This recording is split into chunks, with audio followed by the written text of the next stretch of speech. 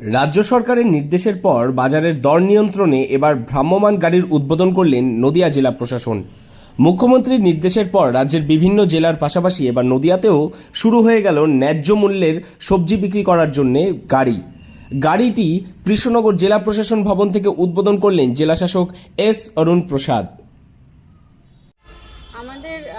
আমরা আলু বিক্রি করছি 28 টাকা কেজি, পেঁয়াজ বিক্রি করছি 38 টাকা কেজি এবং একদম ভালো যেটা ভালো মানে ফ্রেশ একদম পেঁয়াজ এবং আলু সবই খুবই ভালো।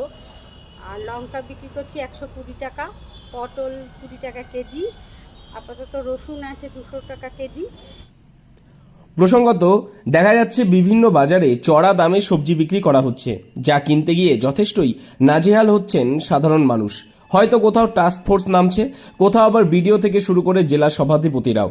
তবে একাধিকবার বিভিন্ন বাজারে প্রশাসনিক আধিকারিকদের যাওয়ার পরেও সমস্যার সমাধান হচ্ছে না সাধারণ মানুষের।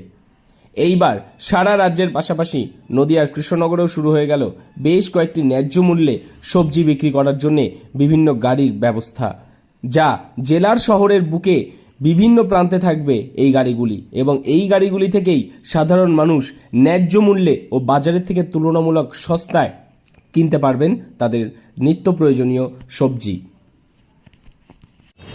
আজকে আপনারা যেটা জানেন, যেটা রিটেল মার্কেটে যে সবজির দামটা অল্পটুকু একটু বেড়েছে, সেটার জন্য আমাদের পশ্চিমবঙ্গ সরকারের নির্দেশ অনুযায়ী আমরা বিভিন্ন জায়গাতে মোবাইল আউটলেট করেছি এবং আমাদের ব্লক স্তরীয় এবং মহকুমা স্তরীয় লেভেলে যে এসএসজি গ্রুপ আছে কিংবা যে এসকেইউএস আছে, তাদেরকে বলা হয়েছে কি তারা জন্য হোলসেল রেটে একটা দোকান জন্য করে, যাতে সাধারণ মানুষের উপকৃত হতে পারে।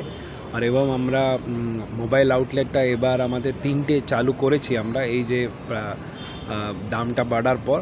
আরও আমরা যে প্রশাসনিকভাবে পুলিশের সাথে মিলিয়ে আমরা বিভিন্ন বাজারের দামগুলো কীভাবে উপর নিচে হচ্ছে সেটা আমরা দেখছি।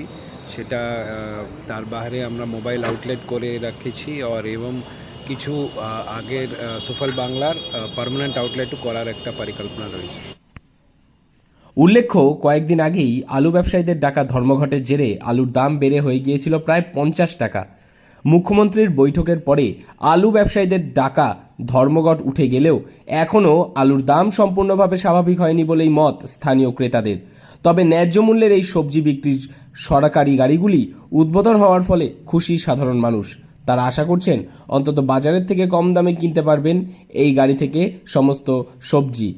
তারা চাইছেন ন্যায্য মূল্যে সবজির গাড়ি সরকার যাতে আরও বাড়ায় এবং প্রত্যেকটি পাড়ার অলিতে গলিতে এই গাড়ি যেন সকাল হলেই চলে যায়, যার ফলে বাজারের আকাশ ছোঁয়া দামের পরিবর্তে তুলনামূলক কম দামে সবজি কিনে কিছুটা হলেও পকেটের সাশ্রয় হবে মধ্যবিত্ত বাঙালির।